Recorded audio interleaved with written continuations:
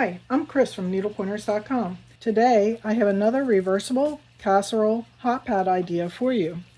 Last year I created these reversible casserole hot pads using a jelly roll strips. Using the same pattern but with a piece top, I have created these new casserole hot pads. While Annette and I were shop hopping this summer, we visited a store, Material Things, in Virginia.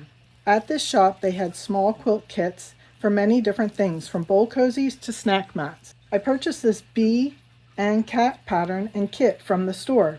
The kits came with Villa Rosa Snack Mat pattern and all of the fabrics needed to make 2 snack mats.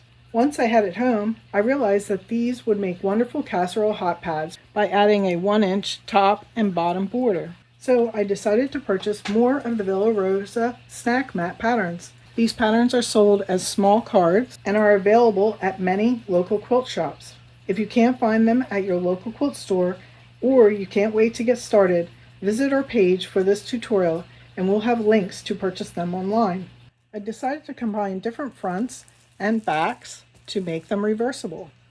So I combined this bee pattern with the leaf, this Halloween cat with a mushroom, this patriotic design with an Easter bunny, and I will be putting together this watermelon with this mitten pattern. Since these will be used for hot items, I used all cotton fabrics, batting, and even cotton thread for the quilting and piecing. Polyester threads could melt over time and they could degrade from using it with hot dishes. These casserole hot pads will make nice gift for the holidays, hostess, or bridal showers. We have a free casserole hot pad gift tag printable that you can use when gifting the hot pads. Get the free printable by visiting the link in the description of this tutorial. What you need for this project are the Villa Rosa Snack Mat patterns, 100% cotton fabric, 100% cotton batting like Pellon Wrap and Zap, Insul Braid or Pellon 975 Insul Fleece, cotton thread, and other standard sewing and quilting supplies. Create a front and a back by piecing 2 Villa Rosa Snack Mat patterns. Cut 2 extra strips of fabric 1.5 inch by 15 inch, or the width of the mat. Then sew each strip to the top and the bottom of the snack mat. This will make the mat 14.5 by 10.5. Here's the finished top with the 2 extra strips sewn on. Next, cut the batting and insulation layers. Cut 2 100% cotton batting 10.5 inch by 14.5 inches. And then cut 1 Insul Braid or Insul Fleece the same size. To make the hot pad reversible, we will layer and quilt the 2 sides separately. So for one set of layers, you will have the Insul Braid or Insul Fleece, a batting layer, then one of the snack mats on top, and this will be one side.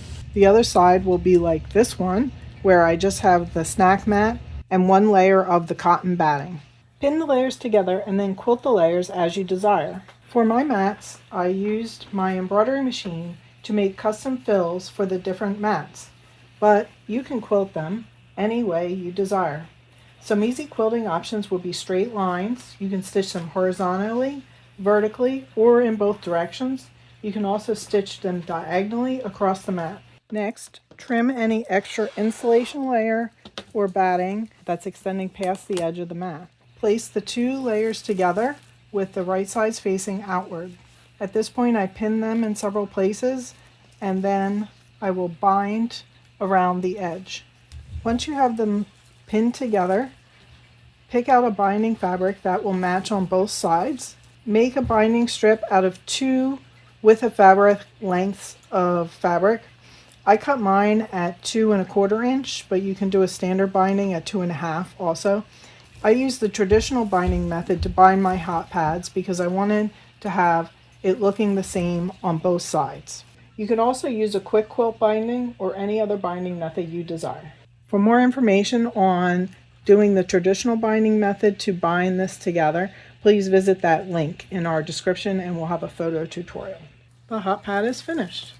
You can see it's reversible. How do you like these reversible casserole hot pads? You can make them with almost any quilt block. Just add fabric to make the front 14.5 by 10.5. Click the link in the description for the photo tutorial and step-by-step instructions. Like and share our videos, and if you're not a subscriber, subscribe to our channel so you won't miss future videos. Visit our website, needlepointers.com, for lots of tutorials and free projects. While you're there, sign up for our free weekly newsletter so you won't miss new tutorials. Happy quilting!